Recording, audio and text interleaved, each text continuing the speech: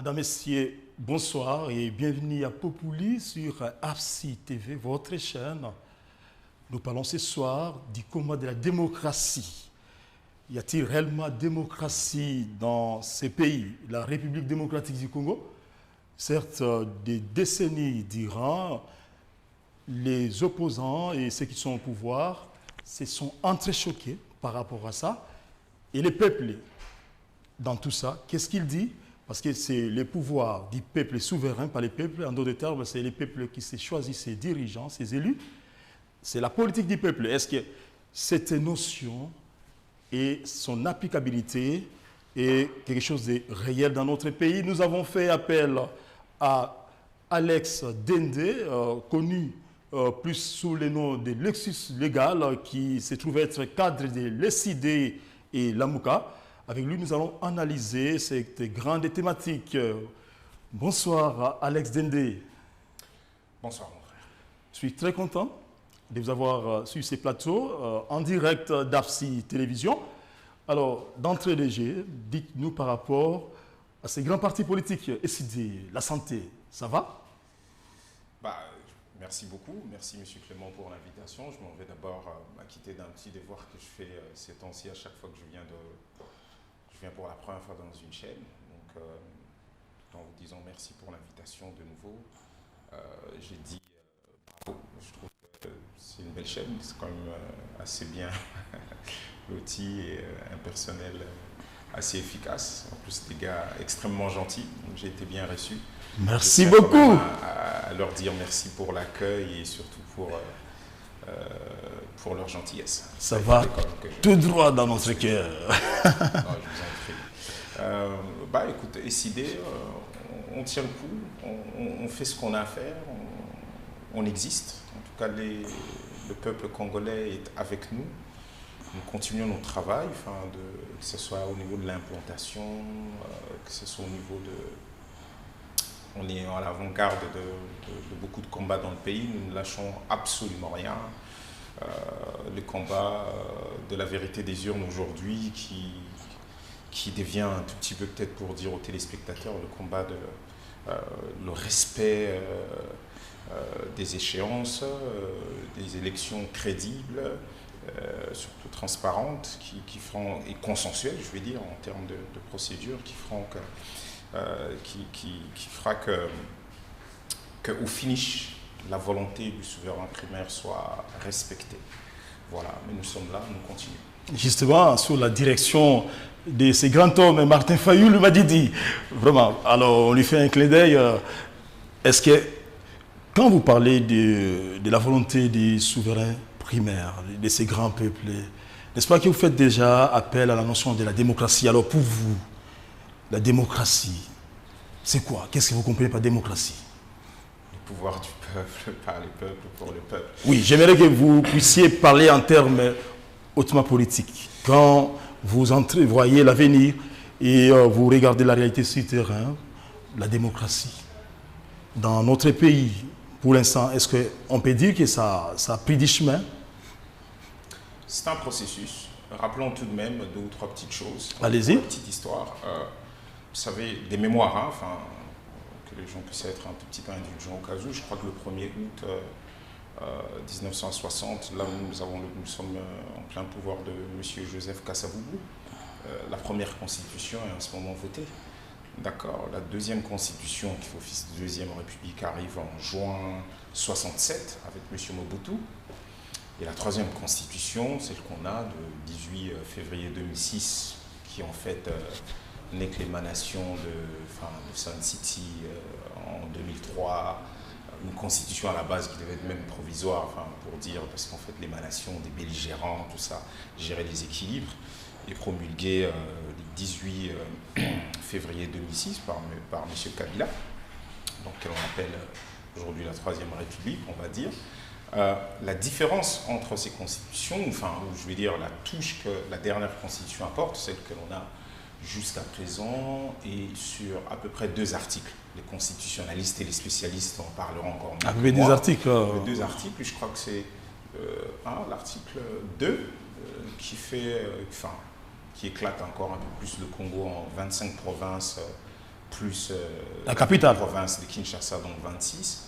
Et puis l'article 70, et c'est là que ça devient intéressant, l'article 70, comme on dit un tout petit peu dans notre français. Là, ça devient intéressant parce que c'est cet article qui stipule l'élection du président au suffrage universel direct, ok, et qui serait renouvelable en une seule fois. Là, on parle du suffrage direct. Et je crois que là, ça devient beaucoup plus intéressant parce que l'on reconnaît maintenant, on a légitime, enfin, le peuple a désormais la légitimité nécessaire, c'est-à-dire il a son pouvoir est reconnu dans la Constitution, et donc au moins cette Constitution règle ce problème-là. Donc à partir de là, on a la démocratie, du moins sur papier, d'accord? Mais pour le reste, depuis lors, nous sommes en voie, certaines choses sont faites, mais c'est très difficile parce que déjà, cette constitution posait des bases, déjà dans son exposé des motifs, que j'aime souvent lire cela pour ne pas... Oui, sentez-vous à l'aise. Ne pas me perdre, parce que j'aime souvent rappeler, je crois que je l'ai quelque part ici, l'exposé de motifs de la constitution du 18 février 2006, tout en ayant l'article 70, mais l'exposé de motifs commence par... Depuis son indépendance, le 30 juin 1960, la République démocratique du Congo est confrontée à des crises politiques récurrentes, dont l'une des causes fondamentales est la contestation de la légitimité des institutions et de leurs animateurs. La contestation de la légitimité des institutions et de leurs animateurs. Pourquoi? Donc, on est en plein dedans, ok? Depuis à peu près 2011, vous avez vu, les élections de 2011, fraude massive. Les camps Tshisekedi ne reconnaissent pas du tout les résultats proclamant Joseph Kabila président. Vous vous rappelez de comment tout ceci s'est passé. Et en fait, révolote, on a eu là en 2018 à peu près la même chose. Si ce n'est si là-bas en 2011 c'était la fraude, cette fois-ci c'est carrément la fabrication des résultats qui a mis un tout petit peu le feu aux poudres. Donc en fait, notre démocratie sur la voie est confrontée à cette espèce de récurrence, c'est-à-dire des choses qui ne font que revenir, ok? Et malheureusement, ceux qui arrivent, même ceux qui se sont battus pour cet avènement réel de la démocratie quand ils arrivent au pouvoir, aux affaires, vous voyez que les mêmes erreurs sont encore perpétuées. Nous, à l'ECID, avec le président Martin, nous nous battons. Voilà pourquoi nous parlons de la vérité des urnes. Ce n'est plus le même concept qu'au départ, parce qu'aujourd'hui, elle est totalement... Ça a changé, ça a mité ou quoi? Non. C'est qu'on on a revu un tout petit peu la définition pour que les gens comprennent, pour que ça soit beaucoup plus clair. C'est-à-dire, c'est maintenant. La vérité des urnes, c'est quoi? C'est pour qu'on ait la vérité des urnes à l'issue des élections, il faut qu'il y ait des bonnes élections. Pour qu'il y ait des bonnes élections, il faut qu'il y ait consensus sur à peu près tout processus. Vous comprenez? Et évidemment, l'actuel processus électoral... l'actuel processus électoral... Sur la composition, par exemple, de la Cour constitutionnelle, si on a tout ça, on est sûr qu'au bout de la chaîne, nous aurons des élections non seulement crédibles, parce que c'est de ça qu'il s'agit, de ce que l'exposé de motifs parlait, des élections crédibles qui seront transparentes, qui ne souffriront pas de cette contestation qui fait qu'au finish, tous ces blocs, pas d'investisseurs, le pays ne bouge pas, et d'ailleurs, les choses sont en train de régler. Évidemment, en fin 2018, début 2019, avec les élections et leur proclamation, c'était du fait dans l'air. Martin Fayulu Madidi ne pouvait pas digérer ces résultats-là, mais quand vous regardez maintenant vers l'avenir pour préparer donc, ces nouvelles élections, alors j'aimerais savoir par rapport au processus électoral, est-ce que vous, vous de l'AMUCA, est-ce que vous êtes en ordre de bataille pour 2023? Excusez-moi, vous avez sorti un mot intéressant, là, vous avez parlé de proclamation, par exemple. Regardez, on assiste, pour les gens avertis, le Kenya est en plein période électorale, vous avez vu. Le même jour, le jour où l'on vote, nous avons les résultats qui viennent presque en temps réel. Les télévisions commentent. Librement. Pourquoi? Parce qu'ils ont tiré les enseignements des élections passées. Raila ou Ouro, vous avez vu le nombre de morts qu'il y a eu. Mais là, ils se sont dit non, ça ne doit plus se passer de cette manière. Qu'est-ce qui n'a pas fonctionné lors de la dernière élection? Voilà comment l'on va procéder. Et là, j'ose croire qu'il y aura moins de problèmes parce que nous suivons presque en temps réel les résultats. Et le Kenya, ce n'est pas l'Europe. Le Kenya, ce n'est pas la France. Vous comprenez ce que je veux dire? C'est un pays qui n'est pas très loin de chez nous. Et les choses sont en train de se faire. Alors, vous êtes dans ces processus électoraux ou pas? Mais écoutez, tout notre combat est là-dedans. Pourquoi? Parce qu'aujourd'hui, souvent les gens nous disent « Ah mais non, eux, des fois, ils ne parlent pas de ça, ils ne sont concentrés que sur les élections. » Mais c'est un peu là que tout se gâche d'une certaine manière. Oui, il y a d'autres problèmes, effectivement, en termes de gestion, mais s'il n'y a pas un contrat social, si les dirigeants en place n'est pas l'émanation du peuple, si son programme n'a pas été choisi, comment voulez-vous, que son programme soit réellement bien appliqué et qui surtout la rédévabilité, ou surtout de qui dépend ses dirigeants? Si son pouvoir ne vient pas du peuple, vous savez très bien qu'il aura toujours des comptes à rendre chez les gens qui ont fait de lui roi. Et c'est ça qu'on doit éviter. Nos dirigeants ne doivent plus souffrir d'autant de contestations. On peut contester à la base, enfin on peut se dire il y a ça qui n'a pas marché, on peut dire un certain nombre de choses. Mais si, dans le fond, même le peuple est convaincu que ce n'est pas lui qu'on voulait avoir en face de vous, même son propre comportement sera teinté de cette défiance de la population. Et donc il ferait un certain nombre de choses. Vous dites, mais comment un dirigeant peut faire ce genre de choses? Voilà pourquoi l'intérêt de se battre, parce qu'en gros, pour l'instant, c'est le mode d'accession privilégié. C'est ce que la Constitution dit. Voir le peuple, que le peuple vous donne le suffrage universel direct que l'on est en train de parler, c'est le peuple qui doit élire. Et donc, si nous nous concentrons à avoir un processus inclusif, apaisé, avec une transparence presque totale, on va dire comme ça, parce qu'il y aura toujours des petites zones d'ombre, mais si on a et la CENI qu'il faut, enfin, je veux dire en termes de composition, pas des impositions des gens, pas une partie qui prend l'ensemble l'ensemble de postes et qui commence à manipuler les choses. Une cour constitutionnelle qui ne soit pas la volonté d'une personne, parce que vous avez vu ce qui s'est passé avec M. Kaloubi, qui est venu de la manière dont vous connaissez, c'est-à-dire illégalement, et qui est reparti aussi de la manière que vous connaissez. Si on a tout ça, c'est-à-dire que le juge électoral est là, enfin on a,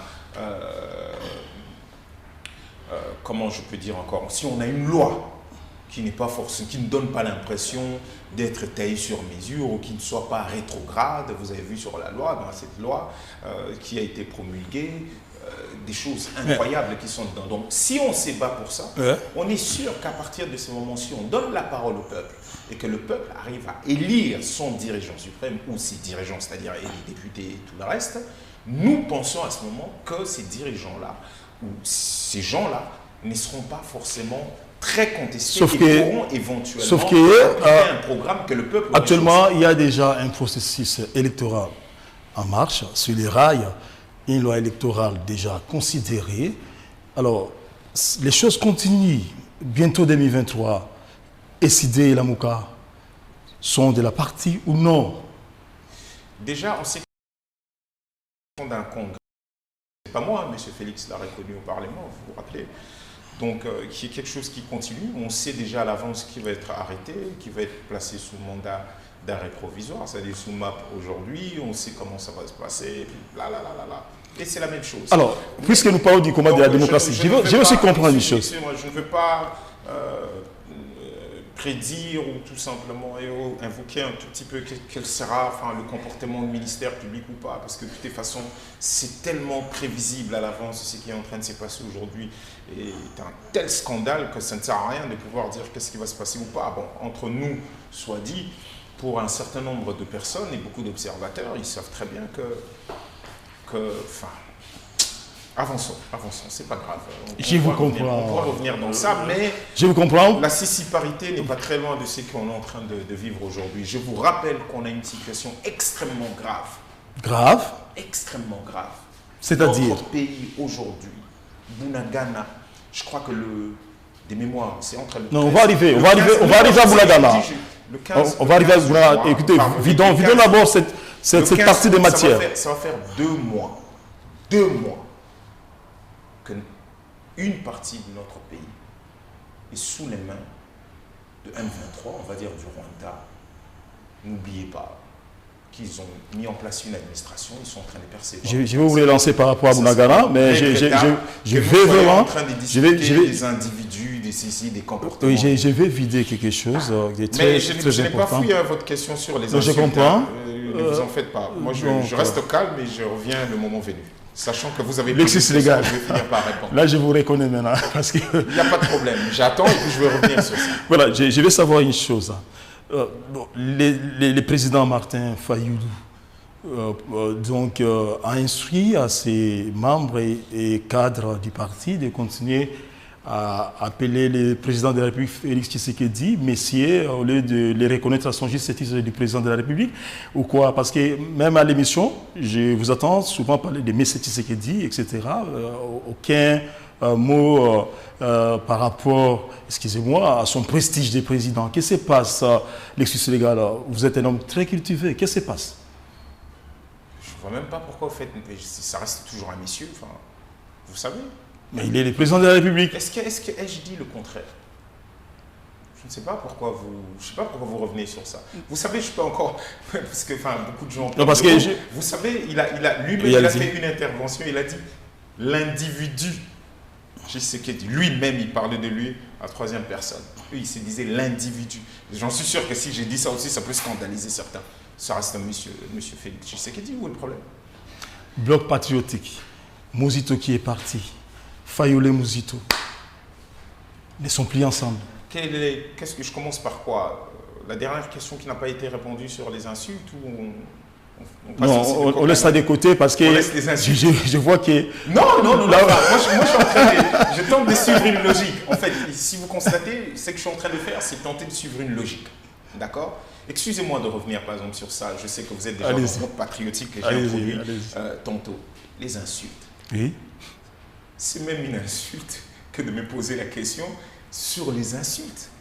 Ah bon? Quel est le parti reconnu officiellement comme étant le producteur national des insultes, ici, au pays? Vous sortez là, ici on est à Matete, c'est ça? Nous sommes à Lemba Échangeur. Lemba Échangeur. Ouais. Vous sortez là, vous posez la question aux gens de quartier Nguindu ici, tout le monde va vous répondre. Il n'y a même pas besoin de pouvoir étayer par des faits et des exemples. C'est même nous insulter nous-mêmes intellectuellement de dire des choses comme ça.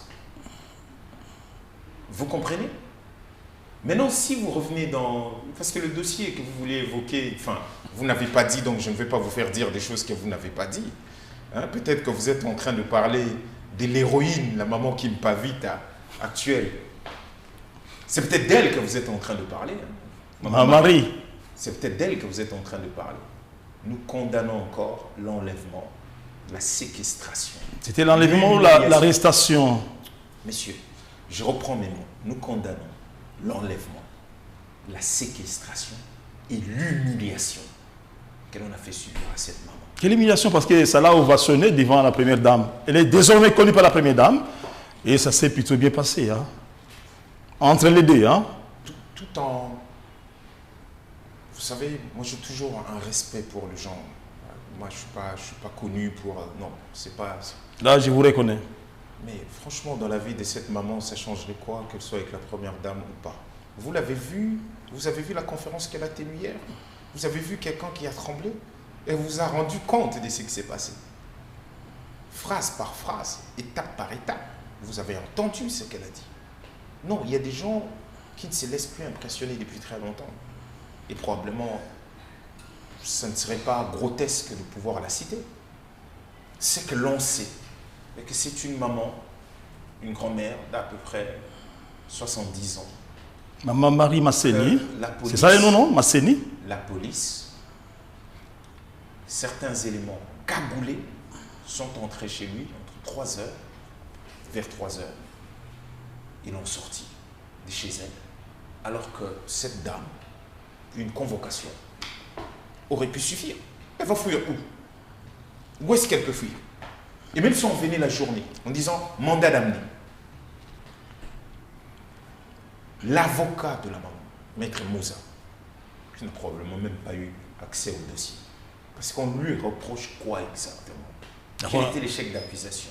Nous avons appris un peu plus tard dans une vidéo devenue célèbre, vous savez, une vidéo super bien montée, l'autre où on l'humiliait, que les services ont sorti, vous avez, enfin les services. Et puis il y a l'autre vidéo hyper montée, c'est-à-dire vraiment on a vu le service venir, enfin le montage, les blablabla, Bible à la main et tout le reste. Ça aussi vous avez. Mais c'est dans cette vidéo que l'on apprend que non, ah ben tiens, vous savez, la police peut se saisir de n'importe quel cas et pouvoir instruire. Après, bon, comment les infractions d'ordre pénal ont été réglées, qui a arrêté, comment ils ont retiré plainte, pourquoi l'avocat n'est pas au courant, et qu'est-ce que la maman est partie faire chez la première dame alors que... Non, monsieur, c'est scandaleux. Donc, vous n'êtes pas d'accord avec ce qui s'est passé? Je comprends ça. Je vais vous rappeler quelque chose. Vous vous rappelez de ce qui s'est passé avec monsieur Mwanda Nseli? Vous vous rappelez de ça? Si vous ne vous rappelez pas, bref, il s'est fait rentrer dessus, bien sûr. Enfin, on a dit mouvement politico-religieux, avec un côté très ou séparatiste, ou ceci, cela. Bref, je ne suis pas forcément d'accord avec sa manière de faire, M. Mwanda. Mais qu'est-ce qui s'est passé? On le défonce d'abord avec ses gars, énormément de morts, et puis un jour, on nous présente à la télé, reçu aussi dans les mêmes conditions. Sa femme, turban à tête, foulard. Donc, vous commencez à nous dire, c'est peut-être ça la méthode. Donc, c'est comme si vous voulez parler... Et ça, c'est un peu dommage. Vous voulez parler pour ses pouvoirs. Pour un parti qui s'est battu longtemps pour la démocratie, qui parle de l'état du droit, c'est-à-dire la justice. Et c'est un peu dommage. Donc, pour vous, l'IDP s'est en train d'imiter un parti politique dictatorial, c'est ça? En tout cas, de l'UDPS, je n'ai pas besoin de dire quoi que ce soit sur ça. Je crois qu'il faut arrêter d'écouter ce qu'ils disent, regarder ce qu'ils sont en train de faire avec leur pouvoir. Alors, Bloc patriotique, vraiment, on doit évoquer ces sujets, c'est vraiment important. Alors, nous avons vu Mouzito abandonner Martin Fayulu, alors que c'était comme des jumeaux. Vous êtes affaibli, l'ex-légal Alex Dende. Qu'est-ce qui se passe? Je ne comprends pas quand vous dites... Mouzito abandonné. Je vous rappelle que monsieur Mouzito, ça aussi, ça ne vous choque pas que je l'appelle monsieur. Allez-y. Merci beaucoup. Alors, sentez-vous libre en tout cas. Je tente au maximum. Voilà. Monsieur Mouzito est le coordonnateur en exercice de la MOCA.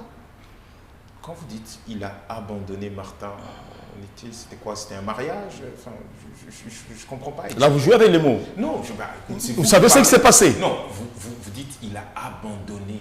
Cela veut dire quoi? Enfin, il y a quelqu'un qui tenait quelqu'un à la main, qui devait tirer. Non, il n'a pas porté la vision de Martin Fayulu actuellement jusqu'au bout. Quelle est la vision de Martin Fayulu? Qui était décoalisé avec d'autres forces afin de contester ses pouvoirs par rapport au processus électoral, etc. Et il a traversé de l'autre côté. Qui a traversé? Mais Mouzito. Ah, il a traversé? Alors, vous ne voulez pas répondre? Comme ça, on laisse cette question-là. Non. Attends, je suis calme. Je suis très calme. Je ne savais pas. Vous m'apprenez qu'il a traversé. Moi, je ne suis pas encore au courant. Enfin, je vous ai dit que j'étais cadre de la MOCA et je ne suis pas encore au courant s'il a traversé. Mais si vous le dites, c'est que vous avez des éléments. Et donc, dans ça, vous êtes libre de pouvoir dire ce que vous êtes en train de dire. Donc, le mot abandonné n'est pas forcément le bon mot. Nous sommes toujours dans la coalition La MOCA et nous continuons à travailler. Mais après, chaque parti a l'indépendance. Enfin, là, vous avez vu, je vous ai parlé tout à l'heure de notre congrès qui s'est tenu à Kisangani. C'était décidé avec plus de 200 membres venus de l'ensemble du pays. Les congressistes sont venus et puis on a pu tenir notre congrès sans problème. Tout comme il n'y aurait aucun problème. Par exemple, dans ces congrès-là, on a fait de M. Martin Fayulu le candidat décidé à la présidence, à l'élection présidentielle. Donc pour vous, ce qui se passe entre Mouzito et Fayulu, c'est naturel au sens des libertés d'opinion.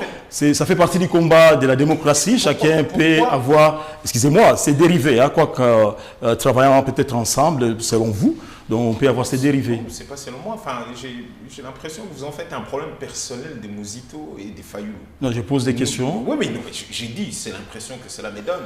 C'est juste vous dire que nous aussi, nous existons dans ça. Et ne perdez pas de vue, la Mouka, ce n'est pas Mosito et Fayulu. Peut-être que ça, c'est un scoop pour la chaîne Apsi, mais la Mouka, c'est le 29 septembre 2018, terrain Place Triomphale, c'est là que la Mouka a été créée par le peuple. C'est le peuple qui dit aux leaders, nous sommes dans le podium à ce moment-là, et le peuple crie, Bopé Sabiso candidat Moko. Bopé Sabiso candidat Moko, comme c'est président. Beau trahir Bissoté. C'est eux qui créent la Mouka. Ce qui s'est passé le 11 novembre 2018 à Genève n'est que la formalisation de ce que le peuple avait demandé. C'est tout. Cela veut dire, la preuve, il y avait des grands leaders dans... D'autres leaders sont partis. Pourtant, la Mouka est restée intacte. Nous avons continué à faire des choses. C'est le peuple. C'est l'émanation du peuple. Je vais dire aux téléspectateurs qui me suivent quelque chose. Ce n'est pas... Je peux comprendre le côté émotionnel qui fait que, ah ben tiens, nous aimons bien voir le président Martin et les présidents Mosito faire ceci, Nouvel Élan, SID et tout. Il y a beaucoup de partis, hein. Enfin, à l'intérieur, il faut savoir, le Prince Penge à des Congo est un parti, la Mouka, enfin, on a toute la constellation de partis de la dynamique de la vérité des urnes, enfin, il y a plusieurs partis. Bon, on aime bien voir M. Mosito, M. Fayulu ensemble, ceci, cela. C'est peut-être émotionnel. Mais je vais vous dire, ce qui compte à la base, la population, c'est qu'in fine, vous obtenez des élections crédibles. Qu'au finish, votre voix, ok, soit prise en compte et que la vérité des urnes puisse triompher. C'est la raison de votre combat, d'ailleurs. Mais voilà ce que je suis en train de dire. Donc, ne restez pas seulement sur les hommes. Vous comprenez? Ce n'est pas un problème personnel entre Martin et Mosito. Non, ça n'a rien, Adolphe. Ça n'a absolument là, on rien a compris. C'est bien dit. Il faut savoir où se trouve l'essentiel. Voilà l'essentiel. Pour l'instant, la Mouka a son coordonnateur à l'exercice qui s'appelle M. Adolphe Mosito. Alors, parlons de l'état des sièges. C'est quand même quelque chose de très fort de voir dans notre pays cette circonstance être, excusez-moi l'expression, érigée, afin de faire face à toutes sortes de désordres armés qui sévissent à l'est des pays ou dans l'est de la République démocratique du Congo. Pour vous, cette situation n'a pas brisé la démocratie? Pourvu qu'on ait des élections générales, que direz-vous par rapport à ça? C'est une situation de désordre, c'est une situation de guerre dans le Congo. Nous commençons à éviter les jargons Est, ça donne l'impression comme si les autres parties du pays vont très bien et que l'Est... Non, c'est le Congo qui est dans cette situation. Il y a une résolution claire, nette, du Congrès, du deuxième Congrès ordinaire de l'ECD, qui appelle à la fin de l'état de siège. À la fin. Sans que la guerre soit éradiquée. C'est quoi ça, l'exercice légal? Vous voulez que les gens continuent de mourir là-bas? Bunagana se trouve où?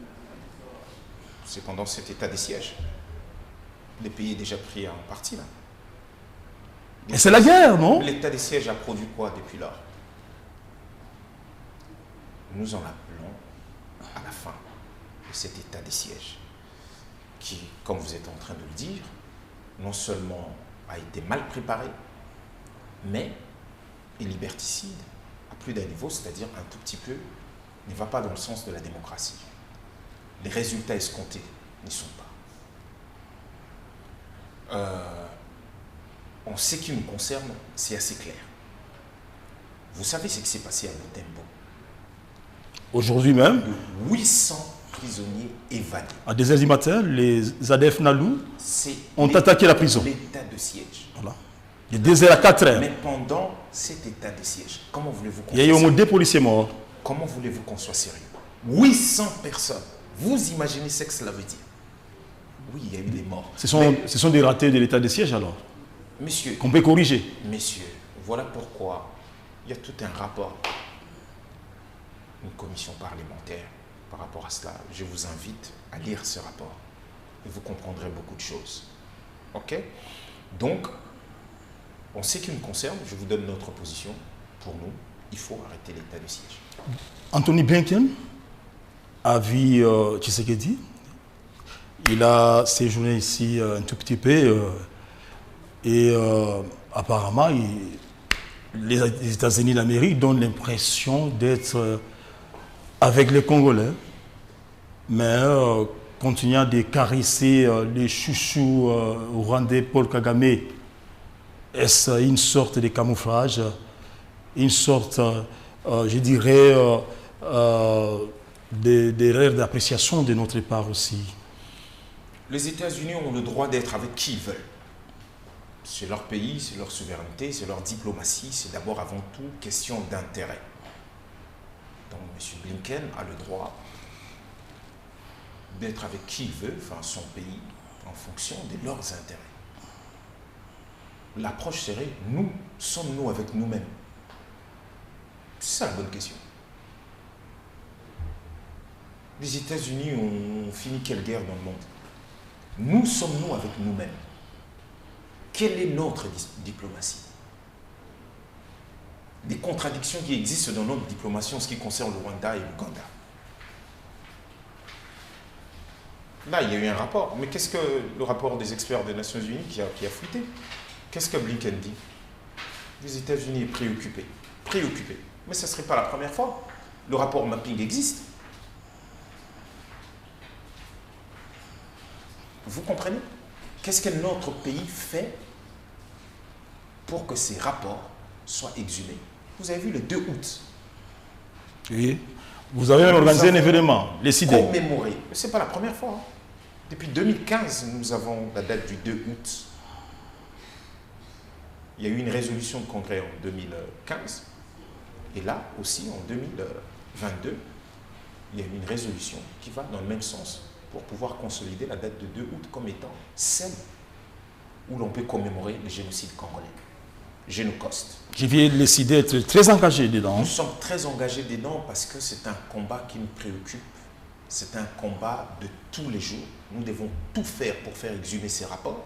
Parce que si on fait exhumer ces rapports, nous nous battons, effectivement, si ce rapport est exhumé et que tout le monde aujourd'hui sait, la justice doit pouvoir passer. Et nous espérons avoir un tribunal pénal international pour la RDC. Parce que ce qui se passe ici, c'est aussi à cause des impunités. C'est à cause des amnisties. Vous avez appris l'histoire de l'accord de M23, là, en 2019, qui aujourd'hui constitue leur fond ou la base de leurs revendications actuelles. C'est avec ces régimes. Mais si les gens se sont battus au même moment, avec nous, que ce soit le président Martin, que ce soit M. Mukwege, le docteur, tous les combats qu'il est en train de mener sur ces sujets, pourquoi notre gouvernement ne semble pas aller dans cette direction? C'est vrai.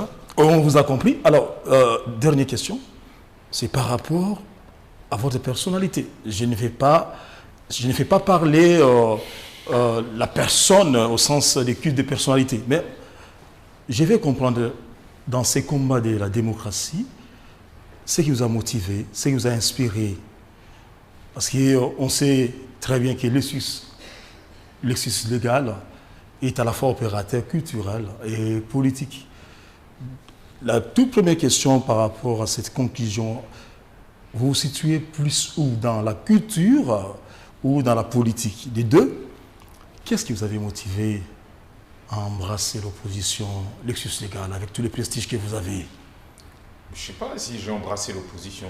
Vous savez, pour beaucoup d'entre nous, ils ne disent même pas qu'ils sont dans l'opposition. C'est vous qui dites nous sommes dans la résistance. C'est comme ça qu'on se définit, mais c'est vrai que le terme comme tel ne cadre pas avec. Mais nous estimons être des résistants par rapport à ce qui s'est passé. Est-ce que vous avez vu un seul membre de l'ECD ou de la MOCA dire qu'ils ont perdu les élections? Je vous ai parlé ici qu'en 2011, il s'agissait de la fraude électorale, mais en 2018, on a parlé de fabrication des chiffres. Parce que jusqu'à présent, où avez-vous vu les chiffres détaillés de la CENI, bureau par bureau, jusqu'à présent, qui puissent étayer réellement ce qu'ils nous ont pondu? Alors, votre combat dans ces combats de la démocratie. Donc, pour moi, je suis un citoyen congolais. Je vis dans ce pays. Je suis né dans ce pays. J'ai étudié dans ce pays.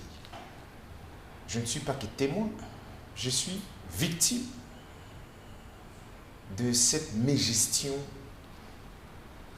qui a commencé depuis. Je ne dis pas qu'aujourd'hui, c'est parce qu'aujourd'hui, il y a eu beaucoup de promesses, il y a eu beaucoup de « Ah ouais, mais ils se sont battus pour ça, donc forcément, ça va changer. » Mais vous avez vu la continuité, non seulement elle continue, mais ça va des pires en pire, enfin des mal en pire. Donc, je suis un Congolais, donc c'est totalement naturel. Dans ce que nous vivons aujourd'hui, il est important non seulement d'avoir la conscience que nous avons un pays. Aujourd'hui, la partie du pays qui est prise, qui est entre les mains de M23, ne touche pas que des gens, on va dire, très, très au fait de la chose. Chaque Congolais qui entend que tiens, une partie de son pays est pris est quand même touché à l'intérieur. À partir de là, il y a ceux qui choisissent de se battre, ceux qui choisissent de se dire non, j'en ai marre que ça puisse se passer de cette manière. Et vous êtes de cela? Moi, j'ai toujours été de cela parce que j'ai toujours dit non quand il fallait dire non. J'ai des convictions qui sont suffisamment fortes. Bon, maintenant, si la question était, mais comment ça se fait que vous vous retrouvez avec Martin? Mais peut-être que nous avons, c'est un mariage de conviction. Vous comprenez? C'est un mariage de conviction. Nous disons que, ben voilà, sur plusieurs points, sinon la grande majorité de points, nous sommes d'accord. Et donc, dans ces cas, nous sommes ensemble pour pouvoir avancer dans ce que nous nous sommes dit, dans ce que nous croyons que le Congo devrait avoir ou le Congo mériterait d'avoir telle ou telle chose. Nous nous sommes dit, ok, nous allons nous battre pour la justice, enfin, en gros pour le développement, que ce soit économique, la reconstruction de ces pays, enfin, sur le plan de santé, culturel, ainsi de suite. Tant que dans nos convictions, nos valeurs surtout, nos valeurs, parce que c'est aussi un problème des valeurs, vous savez, nous avons 13 valeurs, dans nos valeurs, nous sommes à peu près d'accord aussi sur ça.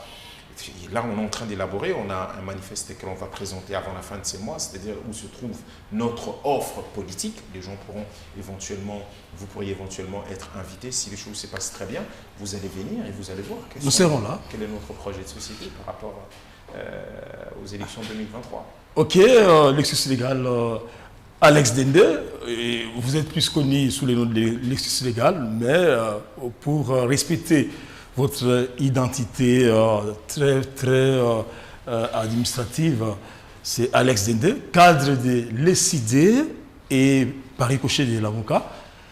Avec lui, nous avons analysé donc l'essence du combat de la démocratie. Vous avez compris pourquoi est-ce que notre démocratie est encore en difficulté.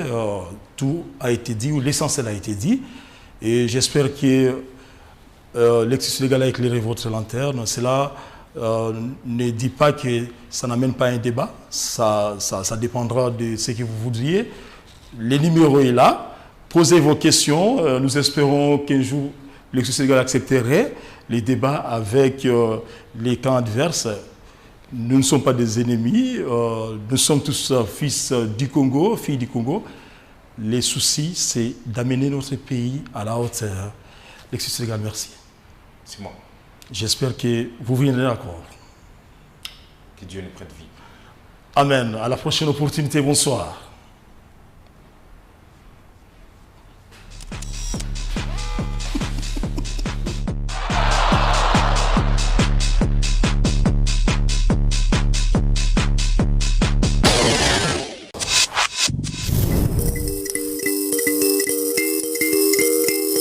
S'adapter au changement et à l'évolution de l'environnement.